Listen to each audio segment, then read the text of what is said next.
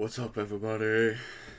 So, I saw this Gospel Coalition article, and I wanted to do a quick talk about it. Me and my music minister, a buddy of mine, we're talking about congregational singing this morning at church, and well, I guess it was by the time this comes out, it was yesterday, but and so I have congregational worship on my mind. So when I saw this article, I was like, oh, this would be a good thing to discuss. And so the Gospel Coalition had put out this article called Four Things Together for the Gospel Taught Me About Congregational Singing.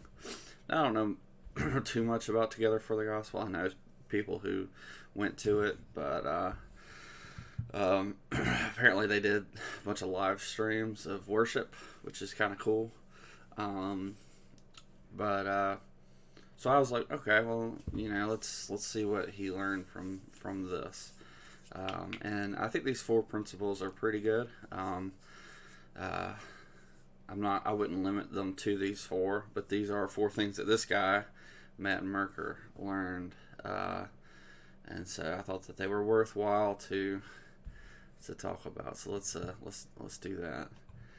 All right. So he talks about. I'm not going to read the whole article. He talks about how he got addicted to congregational singing by listening to these live streams. And here's a video you could go watch. You can go, if you want to. You can go read this whole article. But he talks about how he never really thought, or his understanding of congregational worship wasn't as clear until he became a pastor and he started listening to these things. And these are some four things that he learned from listening to this. So first is bands. Bands are optional. So I'll just read a little bit here. I used to subscribe to the mantra, the louder the band, the better. But T4G shattered this myth. Don't get me wrong, I'm not anti-band, anti-choir, anti-orchestra, or anti-instrumentation. I don't believe Psalm 150 was only intended for Old Testament times. Yet, as wonderful as large and loud ensembles can be, they don't necessarily help Christians sing better. So I think this is interesting. I agree. Bands are optional, and so I think one of the things that we should focus on, what we're looking for in congregational music, is we don't want it to be too loud. And one of the reasons for that is, at least not all the time, and I think his next point gets to it a little bit more, but there is an aspect of how singing together actually encourages the body. And so when we're able to actually hear each other sing, that we're all singing the same thing with different voices, that we're all, confessing the same faith, there's an encouragement unlike any other that comes from doing that. And one of my critiques about modern worship is that they're too loud. You can't hear each other sing, and so I'm in a praise band at my church, but we do our best not to overpower the voices. Like, we want to be heard and have the awesomeness of the musical skill without overpowering the sound of the voices. And there'll be often times where we'll sing the last verse or chorus a cappella, or we'll do this so that we can all hear each other singing and be encouraged by our voices being lifted. We'll talk about that in the next point. But so bands are optional. I think that's great. If you're at a church and you don't have a ton of musically gifted people, that's okay. Like, just, you know, do what you can. You don't have to sing the latest modern songs. You don't have to, you know, have the technical pianist to play, you know, all these amazing riffs. Although if your church has that, that's awesome. But, you know, if it's just you and your congregation and you're singing together, that's sufficient. That's really a good thing, too. So, you know, my praise band at my church has varied wildly over the last decade as to what instruments we have. When I got there, they had a 12-string guitar player and a piano and a flautist, and then I joined as a bass guitar, and then we lost the 12-string, and so it was just bass, piano, and the piano, which is a weird arrangement. But we worked with it, and, you know, we added trombone from our high schooler, and you know, over the years it's shifted all over the place, and we have like maybe even a more like traditional band now. But it's been interesting to see how God, you know, uses the different gifts that come in and out of the church to bless the congregation. So yeah, so, you know, use what God has given you.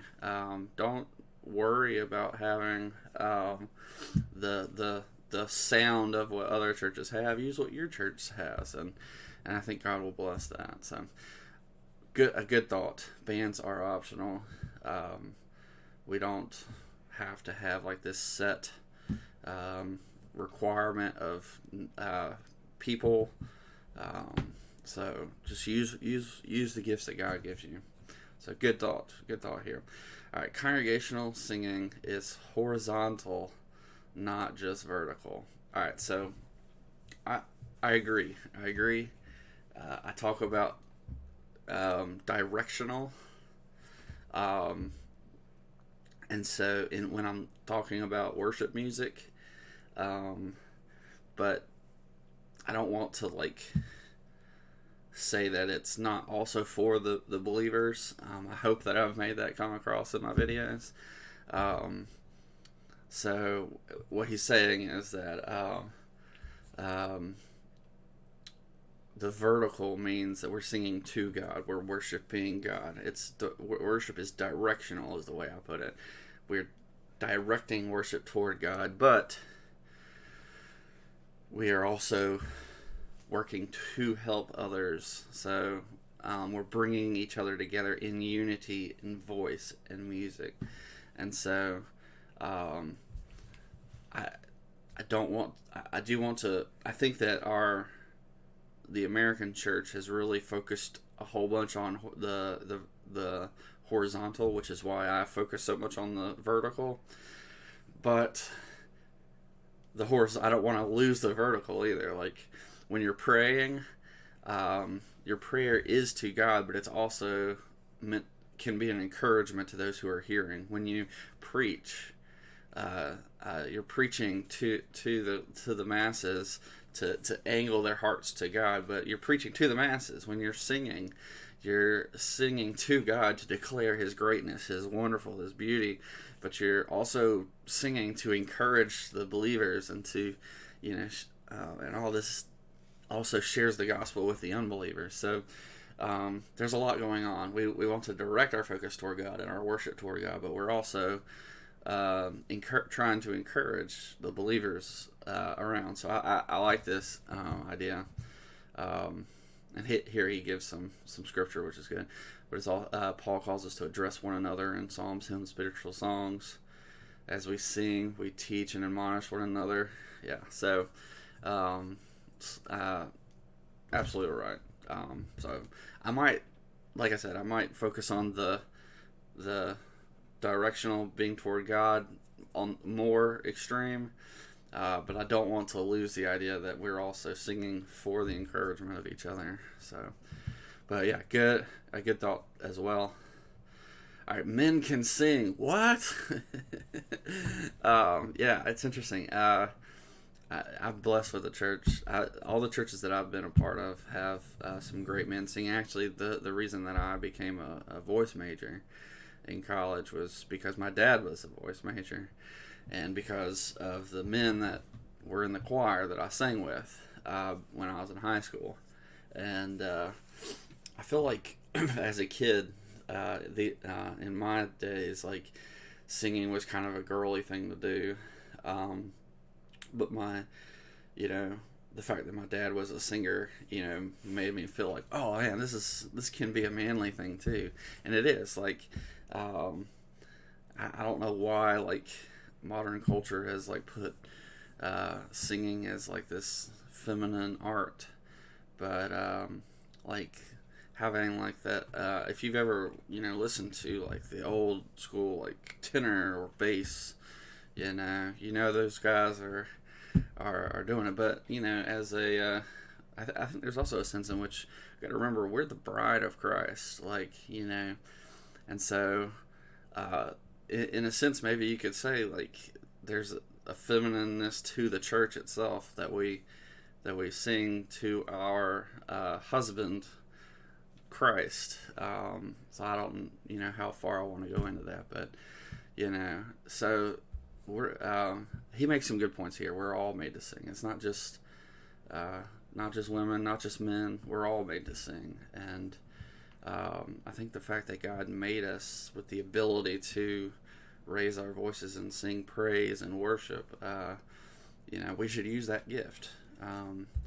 Even if you don't think you sound good, I think the fact that or even if you don't think you sound good, I think the fact that if you're singing with joy, I think that can be an encouragement to people more than you might realize. Because there was a guy that I sang beside who had the worst voice I've ever heard.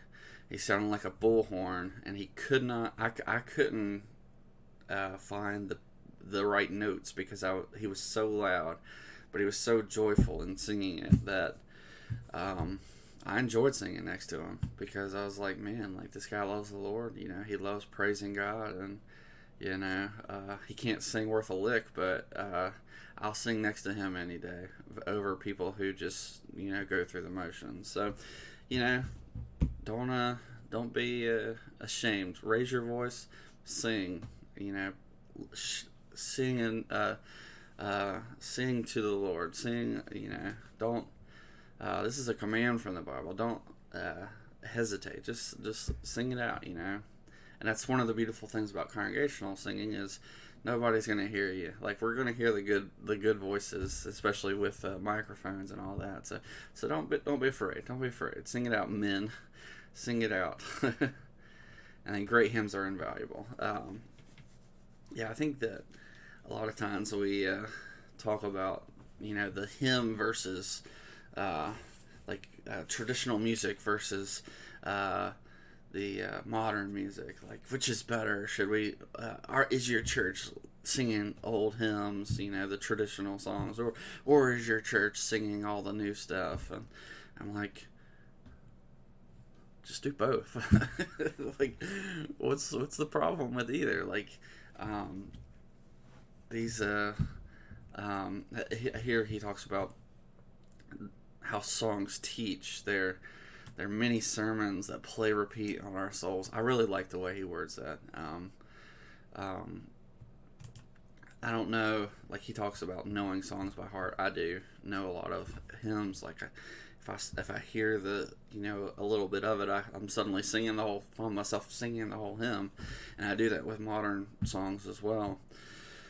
But one of the great things about them is like this is like we have this rich history of music that's been passed down for generations and generations. Our fathers and our fathers' fathers in the faith have passed down these great hymns for us to sing. These are the things that hundreds of years ago they were singing and praising God. We see hymns in the scripture.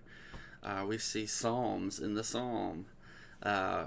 So like these are things that were written down hundreds, thousands years ago. And who are we to say that our music's better than theirs? Like,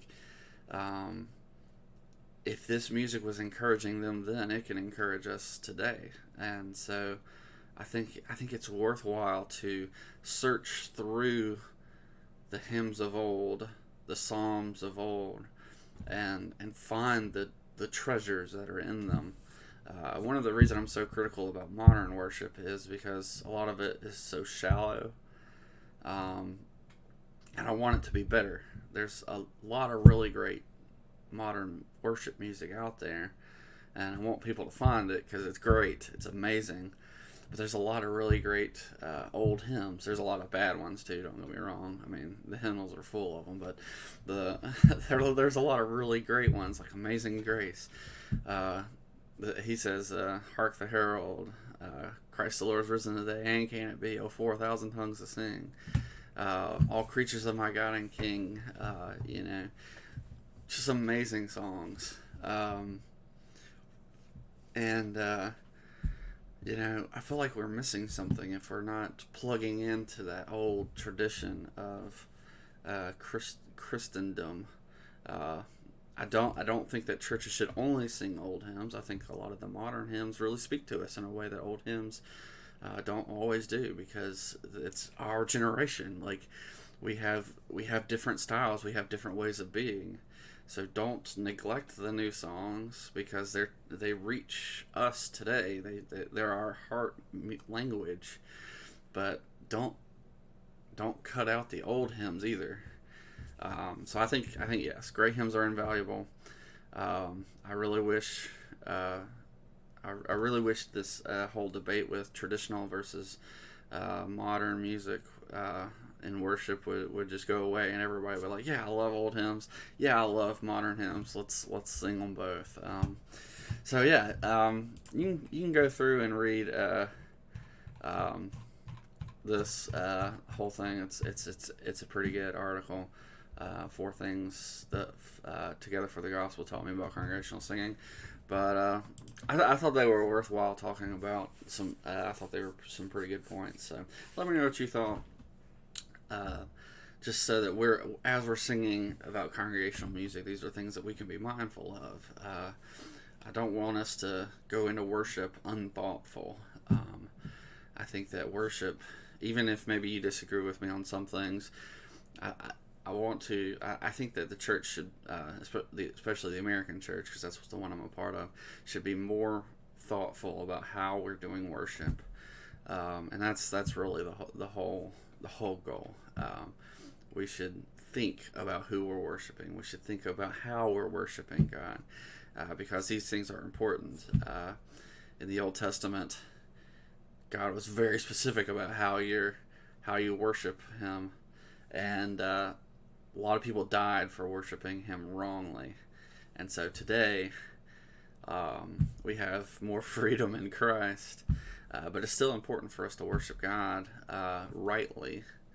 And so there's lots of ways we can be doing that, and so it's just helpful to be mindful of how we're worshiping, what we're saying by the way we worship, and all. So let me know what you thought. What do you think of these four things? Are these things you've already thought of, or maybe you have things that he didn't go far enough? Let me know in the comments. If you're new here, go ahead and subscribe. I'm going to be doing all sorts of stuff worship related. If you enjoy critiquing modern worship hymns, I've already done that a bunch, so you can go look at that, as well as a video on like how I judge Christian worship music. So check those out, and we'll catch you next time. Peace.